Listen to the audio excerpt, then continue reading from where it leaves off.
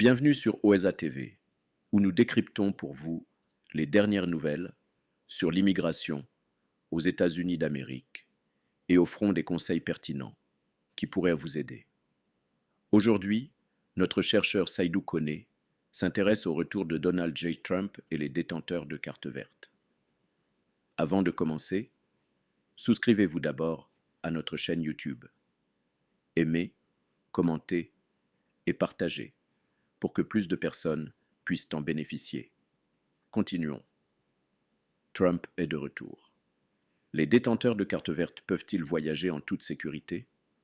Avec le retour de Donald Trump à la présidence des États-Unis, de nombreuses questions se posent quant à la sécurité des voyages pour les détenteurs de cartes vertes.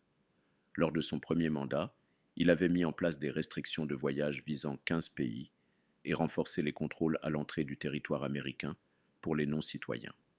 Cette fois-ci, il a promis d'aller encore plus loin en instaurant de nouvelles interdictions et en déclarant potentiellement un état d'urgence national pour fermer les frontières américaines. Dans ce contexte, que signifie cette situation pour les résidents permanents? Est-il prudent pour eux de voyager? Les détenteurs de cartes vertes doivent-ils s'inquiéter de voyager sous Trump? Voyons ensemble les risques et les précautions à prendre sous cette nouvelle administration. La réponse dépend de plusieurs facteurs.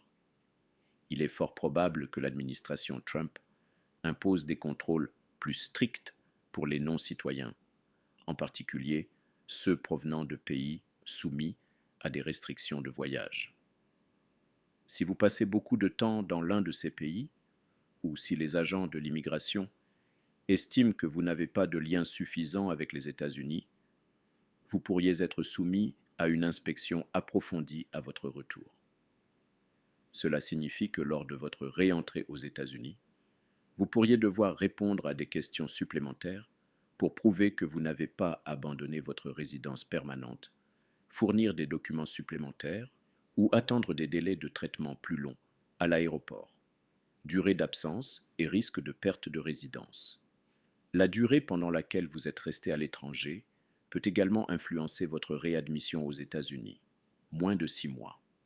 En général, une absence de moins de 6 mois ne pose pas de problème majeur pour réintégrer le pays.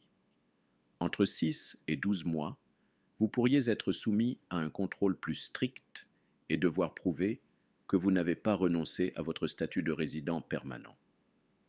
Plus de 12 mois, vous risquez de vous voir refuser l'entrée et de devoir abandonner votre carte verte, sauf si vous avez obtenu un permis de retour avant votre départ. Un permis de retour est-il suffisant? Obtenir un permis de retour avant de quitter les États-Unis peut aider à éviter des complications si vous prévoyez de rester à l'étranger plus d'un an. Toutefois, ce document ne garantit pas automatiquement votre réadmission.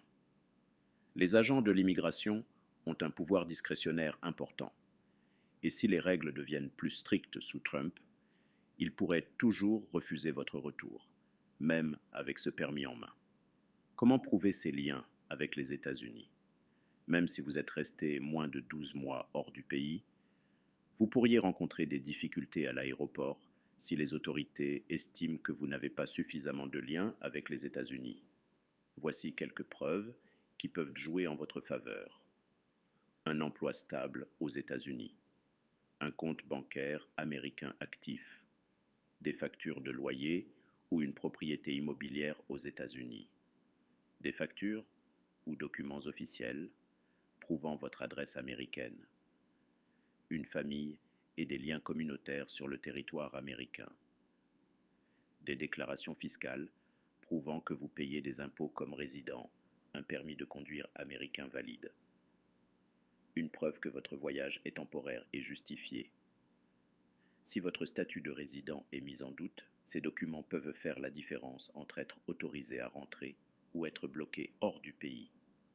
Si vous trouvez que nos conseils sont assez intéressants, souscrivez-vous immédiatement à notre... Que faire en cas de refus d'entrée aux États-Unis?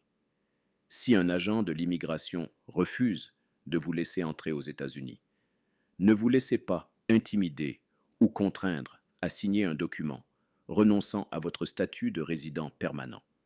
Il est courant que les agents tente de pousser les voyageurs à signer le formulaire I-407 qui officialise l'abandon de la carte verte.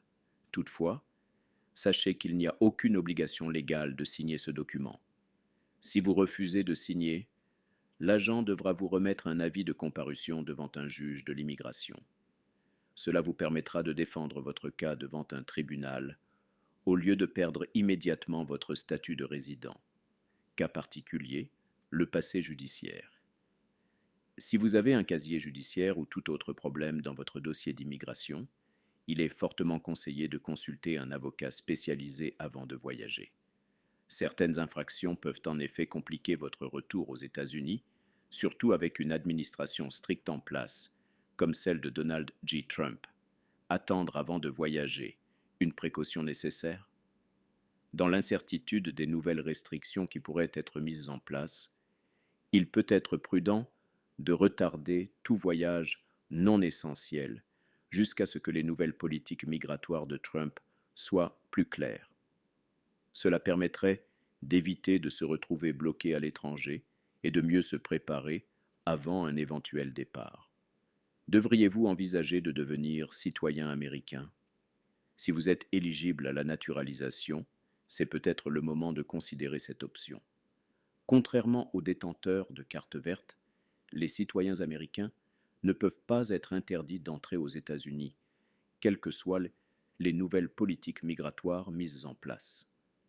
Ce week-end, notre chercheur et consultant Seydou Koné dévoilera des secrets pour vous aider à obtenir votre nationalité ou votre carte verte. Préparez-vous pour notre prochain article si vous pensez que vous êtes dans les situations suivantes. Votre époux ou votre épouse vous exploite à cause de votre statut d'immigrant. Vos parents ou vos enfants vous exploitent à cause de votre statut d'immigrant. Votre employeur ou votre partenaire de travail vous exploite à cause de votre statut d'immigrant. Avant de quitter, n'oubliez pas de vous souscrire à notre chaîne YouTube OESA TV où nous décryptons pour vous les dernières nouvelles sur l'immigration aux États-Unis d'Amérique et offrons des conseils pertinents qui pourraient vous aider.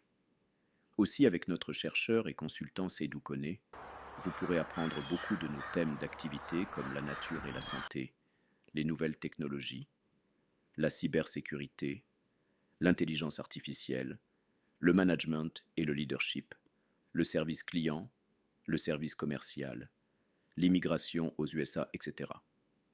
Pour votre information, tous nos contenus, vidéos et articles sont seulement à titre éducatif. Cependant, nous vous invitons à toujours consulter votre avocat, votre médecin ou un spécialiste en la matière selon votre besoin. Souscrivez-vous maintenant pour ne rien manquer. Aimez, commentez et partagez pour que plus de personnes puissent en bénéficier. Merci